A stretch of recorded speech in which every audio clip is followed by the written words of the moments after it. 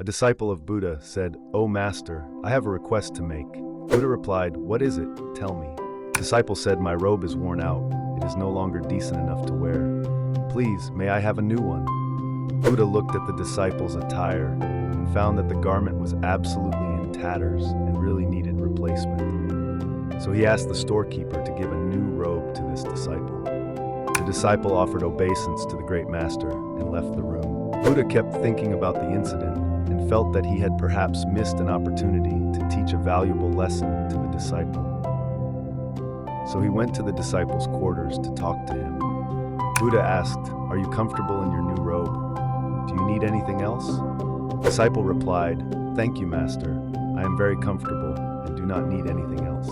"Now that you have a new one, what have you done with the old one?" The disciple replied, "I have used it to replace my worn-out bedspread." Buddha asked further, "What did you do with the old bedspread?"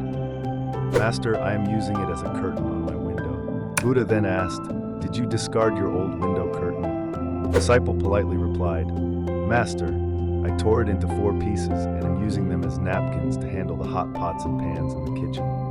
Buddha then asked, "What about the old kitchen napkins?"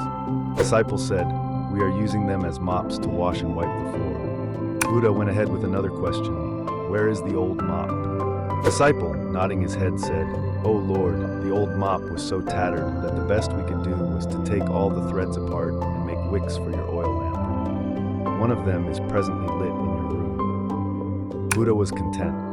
He was happy that his disciples realized that nothing is useless. We can find a use for everything if only we want to. Nothing should be wasted, not even time. If all of us were to practice the habit of thrift, we can preserve the non-renewable resources for our children, our grandchildren, and our great-grandchildren, as our forefathers so thoughtfully did for us.